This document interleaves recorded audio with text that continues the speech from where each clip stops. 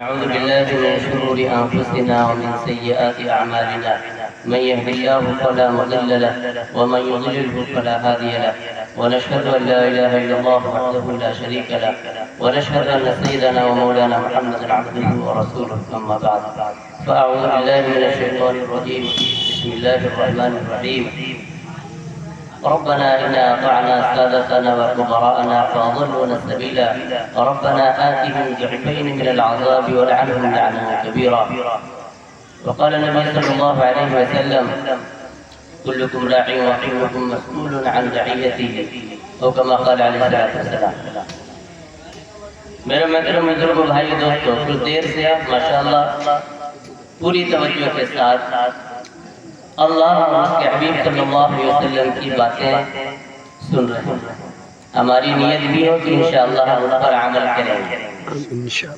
جس موقع پہ اس مجلس کا انعقاد کیا گیا ہے، تقریباً اس سلسلے میں مفید باتیں آپ کے سامنے آ چکی ہیں. ہم نیت کریں انشاءاللہ اس پر عمل کریں. اب میں دو چار باتیں آپ کے سامنے عرض کر دیتا ہوں. اولاد کی تربیت سے متعلق ہمیں اپنے بچوں کو کیا سکھانا ہے؟ تو بزرگوں نے اپنے اپنے اعتبار سے، اپنے اپنے تجربات کے اعتبار سے ہمیں بتلایا ہے کہ اپنے بچوں کی کس طرح تربیت کرنی. انہی میں سے میں آپ کو بتلاتا ہوں کہ ہمیں اپنے بچوں کو خاص طور پر 3 چیزیں سکھانی کہ اگر ہم نے ان کو سکھا دیا، 3 چیزوں کا عادی بنا دیا، تو ایک طرح سے ہم نے ان کو زندگی کا ایک رخ دے دیا ہے جس رخ پر چل کر یہ اپنے آپ کو کامیاب کریں گے، خود اپنے لیے بھی سکون کا ذریعہ حاصل کریں گے اور دوسروں کے لیے بھی راحت اور سکون کا ذریعہ بنیں گے. ان میں سے پہلی چیز یہ ہے کہ ہم اپنے بچوں کو سچ بولنا سکھائیں. سچائی کی تعلیم دی. ہم کو ہمارے آقا صلی اللہ علیہ وسلم نے بتلایا ہے الصدق ینجی والکذب یہلک، کہ سچائی آدمی کو آفات سے بچاتی ہے اور جھوٹ آدمی کو برباد کرتا ہے. ہم نہیں چاہتے ہیں کہ ہمارے بچے آفات میں پھنس جائیں یا ہمارا بچہ برباد ہو جائے. ہمیں یہ باتیں سمجھ میں زیادہ وقت نہیں آتی کہ یہ کیا بات ہے کہ سچائی میں کامیابی ہے، سچائی میں نجات ہے اور جھوٹ میں ہلاکت ہے، ناکامی ہے. لیکن ہے، سمجھ میں آئے تو ہے، نہ سمجھ میں آئے تو ہے. آقا صلی اللہ علیہ وسلم نے جب کہہ دیا ہے کہ سچائی میں نجات ہے تو ہمیں مان لینا ہے، یقین کر لینا ہے کہ واقعی میں سچائی میں ہمارے لیے بھلا ہے اور جھوٹ میں ہمارے لیے نقصان ہے اور بہت بڑا نقصان ہے. لہذا ہم خود بھی سچ کے عادی بنے اور اپنے بچوں کو بھی سچ بولنا سکھائیں. ہر حال میں سچ بولنا سکھائیں. آپ نے حضرت عبد القادر جیلانی نصر اللہ مرتضہ کا مشہور واقعہ سن رکھا ہوگا. ان کے اس واقعے میں ہمارے لیے بڑا سبق ہے کہ سچائی نے کتنے لوگوں کی ہدایت کا ذریعہ بنا. یہ سچائی جو ہے کہ ان کا سچ بولنا بہت سے لوگوں کی ہدایت کا ذریعہ بنا. مشہور واقعہ ہے، آپ نے سنا بھی ہوگا. ہم صرف آپ کو خیال دلا رہے ہیں کہ ہمیں دھیان میں آ جائے اور اس سے بھی ہم عزم کریں کہ خود بھی سچ بولیں گے اور اپنے بچوں کو بھی یہی سکھائیں گے. مشہور واقعہ، ان کو ان کی والدہ نے دین سیکھنے کے لیے بھیجا، جیسے ہم اپنے بچوں کو مدرسہ میں دین سیکھنے کے لیے بھیجتے ہیں. لہذا دین کی تعلیم بھی ہمارے مدرسہ میں اور ساتھ میں دین بھی ہو. دین الگ چیز ہے، دین کی تعلیم الگ چیز ہے. تربیت کی بہت ضرورت ہے. بہرحال تو والدہ نے ان کو بھیجا دین سیکھنے کے لیے علماء کے پاس، بزرگوں کے پاس، محدثین کے پاس کہ بیٹا چلے جاؤ فلاں جگہ، سب لوگ جا رہے ہیں اور بس اللہ کی حکمت مسئلہ ہے، واقعہ بیچ میں پیش آیا، لٹیروں نے لوٹ لیا ان کے قافلہ کو، ان کی والدہ نے ان کی ضرورت کا خیال کر کے کچھ درہم اور دینار کہاں سی دیا؟ کپڑا کے اندر، تاکہ گر ور نہ جائے، مدرسہ میں پہنچے وہاں تو اس کو کام آئے، بس وہ رہا، سارے لوگ چھین چھان لیے ڈکیت اور لوگوں کا سامان، روپیہ پیسہ، اور یہ بیچارے چپ چاپ اپنا کھڑے۔ انہی میں سے ایک آ کے پوچھا کہ بابا تو روپا کچھ ہو؟ تو انہوں نے کہا کہ ہاں میرے پاس 40 اشرفی، کتنی ہے؟ موٹی رقم ہوتی ہے، کہاں ہے؟ تو یہاں ہے، میری ماں نے سل دیا ہے اندر سے۔ اب تو اس کو بڑا تعجب ہوا کہ یہ چھوٹا سا بچہ ہے، یہ جھوٹ بھی بول سکتا ہے جیسے ہمارے بچے جھوٹ بول دیتے ہیں، چونکہ ہم خود جھوٹ بول بول کر ان کو سکھائے ہوئے ہوتے ہیں، لہذا ان کو لگتا ہے کہ جھوٹ کوئی خاص چیز نہیں، حالانکہ جھوٹ اتنی بدبودار چیز ہے، اتنی منحوس چیز ہے کہ آپ سوچ نہیں سکتے، لیکن ہم خود بھی آسانی سے جھوٹ بول جاتے ہیں اور بچے بھی وہی سیکھ لیتے ہیں۔ اور ہمارے کاروباری لوگ تو ایسا ذہن بنا چکے ہیں کہ جھوٹ کے بغیر بزنس ہو ہی نہیں سکتا ہے۔ ہم لوگ کے سامنے بات آتی ہے تو ایک حیرت سی ہوتی ہے کہ ایسا کیا ذہن بنا ہوا ہے، لیکن ہے عام ذہن کہ کاروباری لوگ جھوٹ بولتے ہی ہیں، اس کے بغیر چارہ ہی نہیں، حالانکہ ایسی بات نہیں، سچ پہ بھی کاروبار ہو سکتا ہے، آپ کرتے ہیں۔ بہرحال جب وہ ڈاکو ان سے پوچھا تمہارے پاس بھی کچھ ہے، انہوں نے بتا دیا کہ ہاں، ان کو حیرت ہوئی کہ ایسا کیا ہے، وہ سردار کے پاس ان کو لے کر کے چلا گیا، وہ ڈاکو حضرت عبد القادر جیلانی رحمۃ اللہ علیہ۔ اب ان کا سردار ان سے پوچھتا ہے اور متاثر ہوتا ہے ان کے سچ بولنے پر، اور یہ بتاتے ہیں پوچھنے کے بعد، میں لمبی بات نہیں کروں گا، کہ میری والدہ نے نصیحت کیا تھا چلتے وقت کہ بیٹا کچھ بھی ہو جائے جھوٹ نہیں بولنے کا، لہذا میں جھوٹ نہیں بول سکتا، میں اپنی ماں کی بات کو اٹھا نہیں سکتا۔ اب یہ بات جو ہے ان پہ اثر کر گئی ڈاکوؤں کی کہ بتائیے یہ چھوٹا سا بچہ ہے، معصوم بچہ ہے، یہ اپنی ماں کی نصیحت کا اتنا لحاظ کر رہا ہے کہ اتنا بڑا نقصان یہ برداشت کرنے کے لیے تیار ہے کہ 40 درہم چلے جائے کوئی دقت نہیں ہے، شرفی چلا جائے، لیکن میں جھوٹ نہیں بولوں۔ اور یہ چیز ان کو مجبور کرتی سوچنے پر کہ میرا بھی تو کوئی سرفت مالک ہے، سردار ہے میرا رب۔ انہوں نے بہت سی چیزوں سے ہمیں منع کر رکھا ہے اور آج ہم اسی میں لگے ہیں۔ نتیجہ یہ ہوا کہ ان کا یہ سچ بولنا سب کی ہدایت کا ذریعہ بن گیا، سب کی ہدایت کا ذریعہ بن گیا۔ آج ہم بھی سچ بولیں گے، ہم اپنے بچوں کو بھی سچ سکھائیں گے تو اس کے برکات ہم دیکھیں گے، ٹھیک ہے نا انشاءاللہ۔ ہاں ہمارے گھر میں بہت سی دفعہ ایسا ہوتا ہے، کوئی آدمی آ گیا جھانک کے دیکھ لیا کہ کوئی مولوی صاحب آئے ہوئے ہیں، یا کوئی ایسے آدمی آیا ہوا ہے، پوچھا فلاں صاحب ہے، اب ماں سکھا کے بھیج دیتے جا کے بتا دو کہ ابو گھر پہ نہیں ہے۔ یہ معمولی چیز نہیں ہوتی، کبھی کبھی ابو بچے کو سکھا کے بھیج دیتے ہیں کہ جاؤ کہہ دو کہ ابو گھر پہ نہیں ہے۔ اب بچہ معصومیت میں کبھی کبھی کہہ دیتا ہے کہ ابو نے کہا ہے کہ ابو گھر پہ نہیں، یہ بات نہیں سمجھ آتی۔ اب یہ ان کا باپ بھی جھوٹ بول رہا ہے، ان کی ماں بھی جھوٹ بول رہے، تو بچہ کیا سیکھے گا؟ اب کل کو کوئی بات ایسی آئے گی تو وہ ماں باپ کے سامنے جھوٹ بولے گا بچہ، اور اس کو کوئی بہت بڑی چیز بھی نہیں سمجھے گا، جبکہ ہمارے آقا صلی اللہ علیہ وسلم نے بتلایا ہے سچائی میں نجات ہے، صدق یونجی والکذب یہلک، اور جھوٹ آدمی کو جھوٹ برباد کر دیتا ہے، ہلاک کر دیتا ہے۔ اس لیے ہم اپنے بچوں کو جھوٹ کا عادی نہ بننے دیں بلکہ سچ کا عادی بنائیں۔ اس کے لیے سب سے بہترین چیز یہ ہے کہ ہم بچوں کے سامنے کبھی جھوٹ بولیں ہی نہیں، بھول کر بھی جھوٹ نہ بولیں، اور بچوں کا بھی ذہن بنائیں کہ بیٹا کسی حال میں جھوٹ نہیں بولنا ہے۔ آقا صلی اللہ علیہ وسلم سے پوچھا گیا یا رسول اللہ کیا مسلمان یہ گناہ کر سکتا ہے، یہ گناہ کر سکتا ہے؟ ہر ایک کے بارے میں ہمارے نبی صلی اللہ علیہ وسلم نے فرمایا آدمی ہے، بشر ہے، ہو سکتا ہے، لیکن جب پوچھا گیا کہ یا رسول اللہ مسلمان جھوٹ بول سکتا ہے تو نبی پاک صلی اللہ علیہ وسلم نے انکار کیا، نہیں، ایمان والا ہو اور وہ جھوٹ بولے ایسے سکتا ہے، مسلمان جھوٹ نہیں بول سکتا، یعنی ساری غلطی اس سے ہو سکتی ہے لیکن جھوٹ کی غلطی اس سے متوقع نہیں۔ بالکل ایک دم عجیب سی بات ہے، مسلمان ہو کے جھوٹ بولے گا، اور آج ہماری باتوں پر اعتبار نہیں کیا جاتا ہے، نہیں سچ بول رہا۔ اس لیے ہم پھر بھی سچ کے اپنے آپ کو عادی بنائیں اور بچوں کا بھی ذہن بنائیں کہ ہمارا بچہ سچ بولے۔ دوسری چیز نماز کا عادی بنائے اپنے بچوں کو۔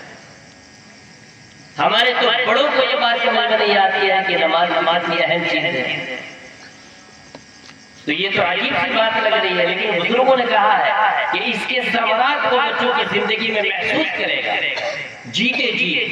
اگر اپنے بچوں کو ہم نے نماز کا عادی بنا دیا، نماز کے کیا فوائد ہیں جسمانی طور پہ، ذہنی طور پہ، وہ ہماری سوچ سے بہت آگے ہے، اور آج میڈیکل سائنس نے ثابت کر دیا ہے کہ نماز ذہنی کیا فائدے ہیں اور جسمانی کیا فائدے ہیں۔ روحانی فائدہ بھی آدمی محسوس کرتا ہے، جس میں جسمانی اور ذہنی طور پہ تازگی کا احساس۔ نماز وہی تو بات ہے کہ ہمارے سردار آقا صلی اللہ علیہ وسلم نے فرمایا قرۃ عینی فی الصلاۃ، کہ نماز اس میں میرے آنکھوں کی ٹھنڈک ہے اور دین کی بنیاد ہے۔ حضور پاک صلی اللہ علیہ وسلم کے بارے میں صحابہ کہتے ہیں حسب امر الصلاۃ، حضور پاک صلی اللہ علیہ وسلم کے بارے میں کہ کوئی بھی معاملہ پیش ہوتا تو حضور پاک صلی اللہ علیہ وسلم فوراً نماز کی طرف متوجہ ہوتے۔ اس میں ہمارے لیے ایک پیغام ہے، ہم امتی کے لیے بھی، کہ ہم دور نہ ہو۔ بھئی جس کو اللہ کا ڈر مل گیا اس کے دور ہونے کی کیا ضرورت ہے؟ اس کو کوئی بھی مسئلہ پیش آئے دور کر نماز پڑھے، اللہ سے اپنی ضرورت کو کہہ دے، اب باقی ہوگا وہ جو اللہ چاہے گا، وہ نہیں ہوگا جو ہم چاہتے ہیں۔ لہذا ہم کو ہمارے نبی صلی اللہ علیہ وسلم نے سکھلایا ہے کہ جب ان سے کوئی گناہ ہو جائے تو دو رکعت صلاۃ التوبہ پڑھو، اللہ سے معافی مانگ لو، اللہ سے معافی مانگ لو، اللہ معاف کر دے گا۔ تمہیں کوئی ضرورت پیش آ جائے پریشان ہونے کی ضرورت نہیں ہے، دو رکعت صلاۃ الحاجت پڑھو، اللہ کے سامنے ہاتھ پھیلا دو، اپنا مسئلہ اللہ کے سامنے رکھ دو، تمہارا کام بن جائے گا۔ اس کی حکمت مصلحت ہوگی تب۔ کسی کو ہمارے دیہات کے رجوع قرآن نے کہا ہے کہ اس در پہ، یعنی اللہ کے در پہ دیر ہے، دیر نہیں، اس در پہ کیا ہے؟ ہاں ہماری ضرورت ہوگی، ہم اپنے اللہ کے سامنے اپنی ضرورت کو رکھ دیں گے، ٹھیک ہے نا؟ اب اللہ بہتر چاہے گا ہم کو دے گا تو ضرور، یہ تو طے بات ہے۔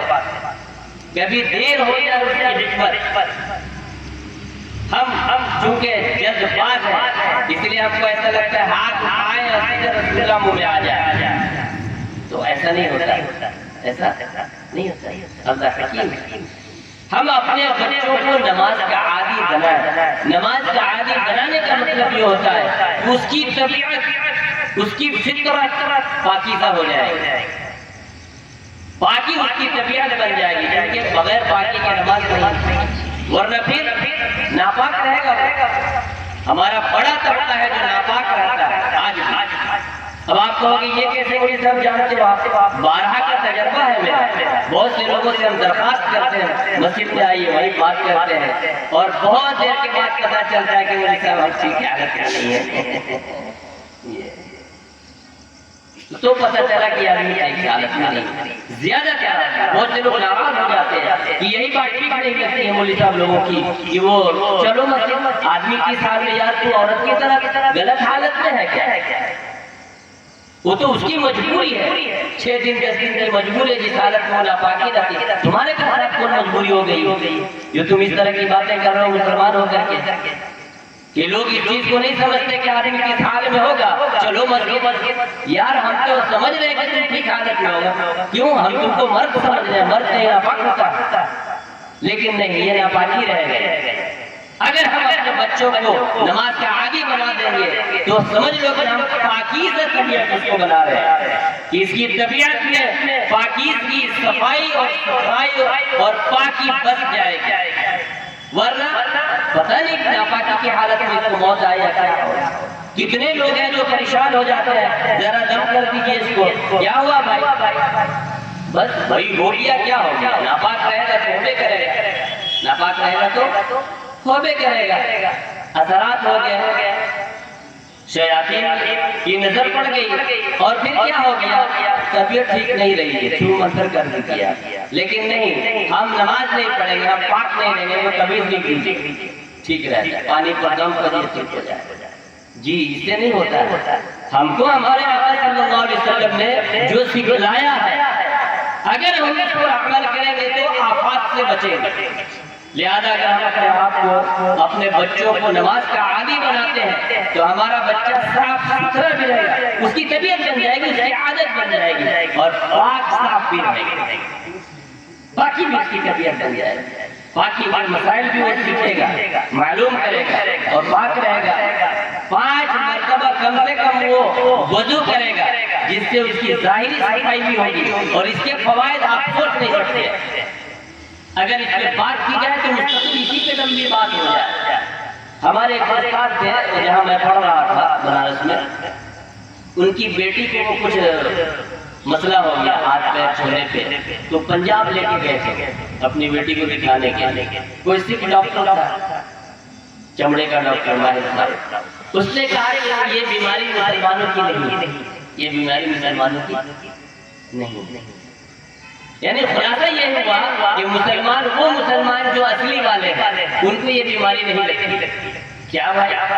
خلاصہ یہی ہوا، نتیجہ جو سامنے بات آئی ہے کہ مسلمان جو 5 ٹائم وضو کرتے ہیں نا، جس کی وجہ سے ان کا چہرہ، ان کا ہاتھ، ان کا پیر دھل جاتا ہے، یہ بیماری نہیں لگتی۔ ایک جگہ ایک مرتبہ میں پٹنہ سٹی میں ہاسپٹل، سرکاری ہاسپٹل میں بیٹھا ہوا تھا دوائی لینے کی طرف سے، تو وہ ہوتا ہے نا کہ دیکھا کہ مولوی صاحب ٹوپی کرتا والا ہے تو چیمبر میں بیٹھیے مولوی صاحب آپ، اب اس کے بعد پھر ان کی بات چیت ہو رہی، بات بیماری ایسی آئی کہ وہ آپس میں بات کر رہے ہیں کہ یہ بیماری وہ مسلمان جو اصلی والے ہیں، ان کے ذہن میں بھی ہے، جو اصلی والے ہیں ان کو یہ بیماری نہیں لگتی۔ مجھ سے نہیں رہا گیا تو میں نے معلوم کیا ان کو، تو بولے کہ وہ جو اصلی والے مسلمان ہیں، ٹوپی کرتا والے کو سمجھتے ہیں، بولے ان کی طرف سے یہ کیس نہیں آتا۔ میں نے معلوم کیا تو انہوں نے بتایا چونکہ وہ استنجا کے بعد پانی سے دھلتے ہیں، استنجا کے بعد پانی سے دھلتے ہیں، ان کو یہ بیماری نہیں لگتی۔ جی تو بہت سی چیزیں ایسی ہیں، آفات ایسے ہیں جس سے ہم بچ جائیں گے اگر ہم نے نماز کا اہتمام کیا تو۔ ورنہ دیکھیے وہ لوگ ناشتہ کر کے جاتے ہیں، شام تک ان کو نوبت نہیں آتی ہے وہاں دھونے کی، کیا فریشنس رہ جاتے ہیں۔ اور آپ جو نماز کا اہتمام کرتے ہیں، کم سے کم یہ ہے کہ ظہر کے وقت وہ پورا منہ ہاتھ دھوئیں گے، فریش ہو جاتے ہیں، ریلیکس آ جاتا ہے، اور سجدے میں جاتے ہیں تو آپ معلوم کرو میڈیکل سائنس کے جاننے والوں سے کہ آپ کی ذہنی کیفیت کیا ہوتی ہے، آپ کی جسمانی کیفیت کیا ہوتی ہے، معلوم کرو۔ یہ میں بتا رہا ہوں تھوڑے سے، یہ ہمارے جسمانی فائدے ہیں جو ہم سوچ نہیں سکتے۔ ہم اپنے بچوں کو عادی بنائیں تاکہ وقت کا بھی ایک پابند ہو، اس کی ایک روٹین ہو زندگی کی، ان کے کھانے پینے اور باقی چیزوں کے لیے ایک وقت کا ایک پابند ہو جائے، پھر تو آگے کچھ بنے گا نا۔ ورنہ اگر 24 گھنٹہ پڑھے نا تو نیٹ بہت ڈھیلا ہو جائے۔ کتنوں محنت سے کسی لائن کی تیاری کرنے والا آدمی اگر نماز کا پابند ہے اور نماز کا اہتمام کرتا ہے وقت پر، اس کے بعد ہر وقت پڑھتا رہے، انشاءاللہ اس کے ذہن پہ کوئی فرق نہیں پڑے گا، ان کے ذہن پہ کوئی فرق نہیں پڑے گا۔ اور تیسری چیز جو ہے وہ خدمت سکھتا ہے۔ آپ نے سنا ہوگا نا، خدمت خدا اور عبادت سے جنت میں، خدمت بہت بڑی چیز ہے۔ خدمت اگر ہمارا بچہ خدمت کا عادی بنتا ہے، پھر اللہ کے مخلوق کی دعائیں اس کے ساتھ ہوگی۔ کسی بوڑھے دانا کی خدمت کر دے گا، بابو جیتے رہو، لگ گئی تو کام بن گیا، اور کیا ہوگا؟ ورنہ بچپنے سے صاحب بن جائے گا، جوتا اس کی ماں پہنائے گی اور آتے پر اس کی ماں اتارے گی، ابھی کچھ بنا نہیں ہے نواب بن گیا، ابھی کچھ پڑھا نہیں ہے نواب بن گیا۔ کیا اس کو پتا کہ ماں کی خدمت کیا چیز ہوتی ہے، باپ کی خدمت کیا چیز ہوتی ہے، اور اللہ کے مخلوق کی خدمت کیا چیز ہوتی ہے؟ یہ خدمت سیکھے گا تو اللہ کے مخلوق کی دعائیں لے گا، ایمان والے کی دعائیں لے گا، بڑے بزرگوں کی دعائیں لے گا، جو پوری زندگی سے کام آئے گا۔ بنی اسرائیل کا واقعہ آپ نے کبھی سنا ہوگا، اللہ پاک نے بہت سے واقعات ہمارے سامنے کر دیے ہمارے سبق کے، ہمارے لیے اس میں سبق ہے۔ ایک موقع پہ 3 آدمی ہے ایسا جو کہیں سفر پہ نکلا بنی اسرائیل، موسم خراب ہوا، بارش ہوا، ایک غار میں یہ لوگ چھپ گئے، ایک غار میں یہ لوگ چھپ گئے، اور پھر بارش ہوئی اور ایک پتھر کا چٹان آیا ان کے غار کے منہ کو بند کر دیا ہے، جس سے نکلنا ناممکن ہو گیا، اور یہ سمجھ لو کہ بنی بنائی قبر میں یہ لوگ قید ہو گئے۔ اب آپس میں مشورہ ہوا کہ کیا کرنا چاہیے، بولے یہ تو بس کے باہر کی بات ہے، بس اللہ فضل فرمائے تو میری جان بچے گی ورنہ نہیں۔ پھر یہ بات آئی کہ ہم لوگ اپنی اپنی خاص نیکی یاد کریں اور اس نیکی کے وسیلے سے، اس نیکی کے واسطے سے اللہ سے مدد مانگیں، اللہ سے مدد مانگیں۔ ایک نے اپنی نیکیوں میں سے یاد کیا تو پتہ چلا ماں کی خدمت یاد آئی۔ بکری چراتا تھا، وہ پہلے لوگ ریوڑ رکھتے تھے اور دودھ ہی پہ گزارا تھا، اور اس کی عادت تھی کہ جب بکری کو لے کے شام کو واپس آتا، دودھ دھوتا تو سب سے پہلے اپنے ماں باپ کو پیش کرتا، بیوی بچے سے بھی پہلے۔ ہاں، اس میں بڑا سبق ہے کہ آدمی ماں باپ کا خیال پہلے کرے۔ جب ہمارے ماں باپ بوڑھے ہو جائے اور ہم گھر کی ذمہ داری سنبھالنے لگ جائے، ہمارے اوپر ماں باپ کی ذمہ داری بھی آ جائے، تو ان کا اکرام ہے کہ کوئی چیز پہلے لے کے آئے تو چھوٹے بچوں کو بھی نہ دے، اس سے پہلے ماں باپ کو پیش کرے، اور جب وہ دعا لگے گی نا تو ہماری بھی قسمت بن جائے گی، ہماری نسلوں کی قسمت بن جائے گی۔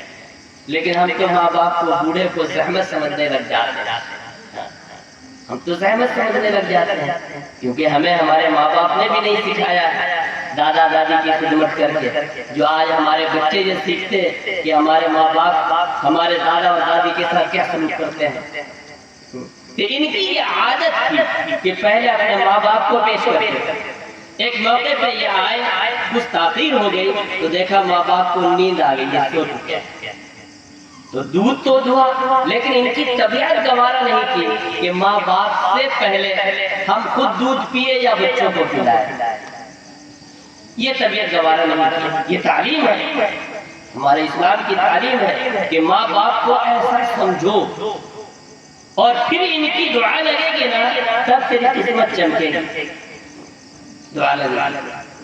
لہذا کیا ہوا، یہ دودھ کا کٹورا لے کر سرہانے کھڑے ہو گئے، جب نیند ٹوٹے گی تو پیش کریں گے، جگائیں گے تو نیند خراب ہوگی۔ لکھیے، یہ بھی ایک اولاد تھی ایک زمانے میں، جو ماں باپ کے سرہانے کھڑے ہو گئے کٹورا لے کے کہ جگانے میں ان کی نیند خراب ہوگی، ان کو تکلیف ہوگی، اور خود پینا گوارا نہیں کیا، بچوں کو پلانا گوارا نہیں کیا، پہلے ماں باپ سے۔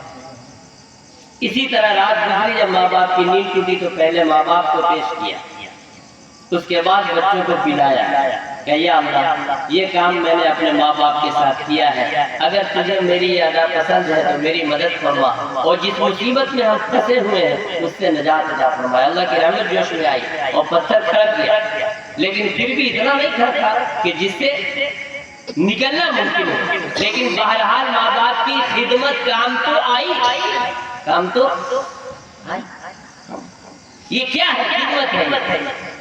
اسی طرح دیگر چیز آپ نے سنا ہوگا، بنی اسرائیل کا ایک واقعہ، اور بھی اس میں دو بتاتا ہوں میں آپ کو، یاد آ گیا تو بتا دیں۔ بنی اسرائیل کا ہی واقعہ، ایک خراب عورت، ایک خراب عورت، اس کو کتا پہ رحم آ گیا اور اس نے پیاسے کتے کو پانی پلا دیا۔ یہ خدمت ہے اللہ کے مخلوق کی، اور اللہ پاک نے ان کی خدمت کی بدولت ان کی مغفرت کر دی۔ معمولی چیز سمجھتے ہیں ہمارے، اس لیے خود بھی خدمت کرے اپنے بوڑھے بزرگوں کی، سماج میں کوئی بھی آدمی اس کی خدمت کرے، اپنے ماں باپ کی خدمت کرے، اور بچوں کو تعلیم دے، بچوں کے ذریعے سے خدمت کرائے۔ دادا کا جوتا سیدھا کرو بیٹا، دعا لگے گی، دادی کو پانی دو بیٹا، دعا لگے گی، ان کو عادی خدمت کرائے، یہ نہیں کہ ان کو نواب بنا دے، ان کو نواب بنا دے کہ نہیں میرا بچہ تو کچھ نہیں کرے گا۔ اور بچیوں کو خاص طور پر یہ چیز ہم سکھائیں، ان کے ذمہ پورا گھر سنبھالنا ہوتا ہے، تو یہ ہم اپنے بچوں کو اور بچیوں کو تعلیم دیں، خدمت کی تعلیم۔ ان میں سے دوسرا آدمی ایسا تھا جس نے اپنی نیکیوں کو یاد کیا تو اسے یاد آیا کہ میں ایک مزدور رکھا تھا، اور وہ آدمی مزدوری تو کیا لیکن کسی مجبوری سے مزدوری لیے بغیر چلا گیا.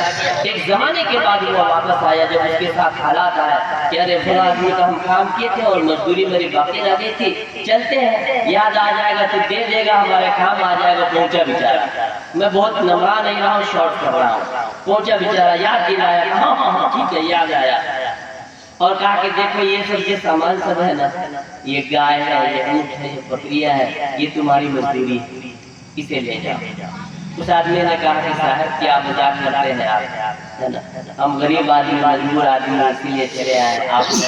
تو اس نے مطمئن کیا کہ نہیں نہیں یہ سب تیری ہی ہے, اور بتایا, اس کی تفصیل بتلایا کہ ہوا یہ تھا کہ تم تو مزدوری لیے بغیر چلے گئے تھے, اور وہ جو تمہاری مزدوری تھی میں نے سوچا کیا کروں, رکھا رہے گا تو ٹھیک نہیں, اس کو میں نے بزنس میں لگا دیا. کیا لگا دیا؟